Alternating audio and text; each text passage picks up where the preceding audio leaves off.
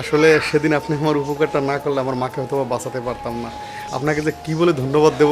আরে কেন এগুলো বলতেছেন? আপনার মা তো আমারও মা। আন্টি কেমন আছে? আলহামদুলিল্লাহ খুবই ভালো আছে। যাক, ভালো থাকলেই ভালো। আসলে মারা ভালো থাকলে সন্তানরা ভালো থাকে। সেটাই।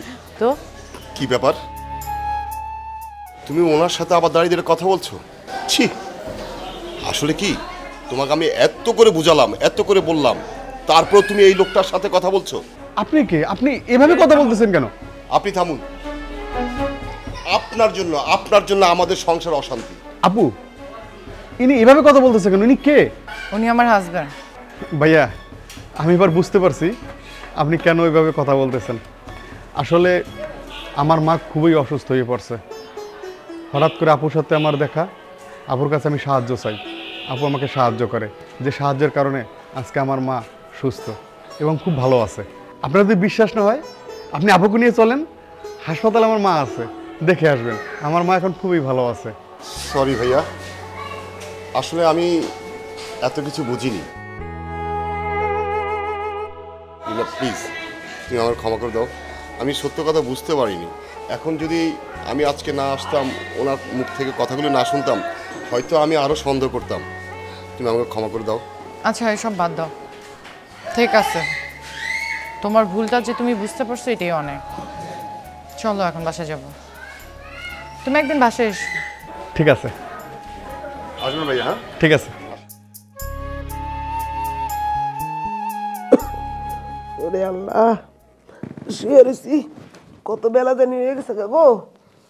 আল্লাহ, আমার যে যাইতে গো, সারে কইছে আজকে একটু তাড়াতাড়ি যাইতে, আর আমার আজকে দেরি হয়ে গেল। কেন? আরে বাজান, আমার দেরি হয়ে গেছে। ওষুধটা খেয়ে নাও আগে। আরে না, দুপুরবেলা আমি ভাত খেয়ে ঘুমাইছি, তুই আমার একটু ডাক দিয়ে দিবি না? তুই তো জানো যে ম্যাডামে একলা বাসায় থাকে। আমি তোমার ইচ্ছা করে ডাক দেই না, তোমার মানুষের বাসায় কাজ টাজ করতে হবে না আজকে। এইটা আবার কি কথা কস? মানুষের বাসায় কাজ না করলে 2-4 পয়সা আইবো, দে তো। মানে তুমি লক্ষ্মী মায়ের মতো শুয়ে পড়ো। এই যে কস না পোলাপনের মতো বাজান, আজকে কি লেগে এরকম করতেছস? কত আমার কামটা ছুটতে যাইব গা। তুই তো জানোস কয়দিন পরে তোর ভার্সিটির অনেকগুলা টাকা লাগবো, এগুলো কইতে জোগাড় করবো। স্যারে তো আমার বেতনের চেয়েও বেশি টাকা দেয়, তুই একটু বুঝবি না? মা, আমি আজকে একটা কাম ঠিক করে আইছি, আমি আজকে থেকে কাম করুম, ভার্সিটি যা খরচ সব আমি করুম, তোমার যত খরচ আছে সব আমি করবো। কি কস? এই লেখাপড়া তুই কাম ঠিক করছস? কাম ঠিক করোনি লেগে আমি তোর লেখাপড়া করাইতেছি, তুই বড় অফিসার হবি, এই নেই তো আমার আশা বাজান। মা, তোমার কথা আমি সবই বুঝছি, কিন্তু তোমার এই শরীরে তুমি কি করে কাজ করো? বাবা মারা যাওয়ার পর থেকে তুমি মানে বাবা মারা যাওয়ার পর থেকে 10টা বছর ধরে তুমি আমাকে নিজে চালায়, নিজে খরচ করে সবকিছু আমার চালাইতেছো, মানুষের বাসায় কাজ করে। এখন তো আমি বড় হয়েছি না, এখন তো আমি সবকিছু করতে পারছি। আর তুমি যে অসুস্থ শরীরে তুমি কিভাবে মানুষের কাছে কাজ করবা?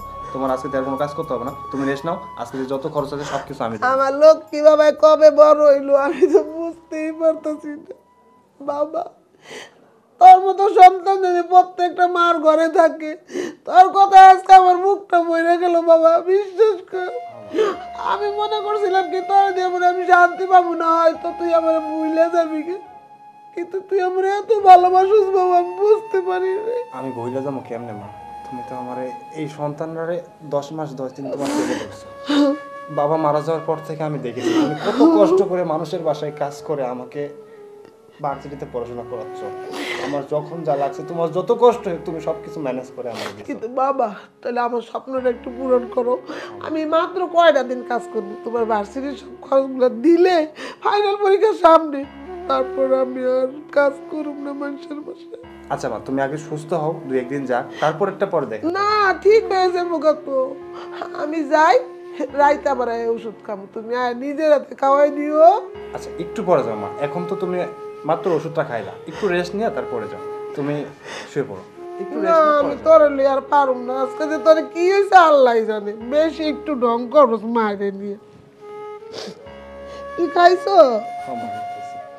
আচ্ছা ঠিক আছে, আমার কিন্তু 10 মিনিট পরে ডাইকা দিবি। আমি ডাকবো। আচ্ছা।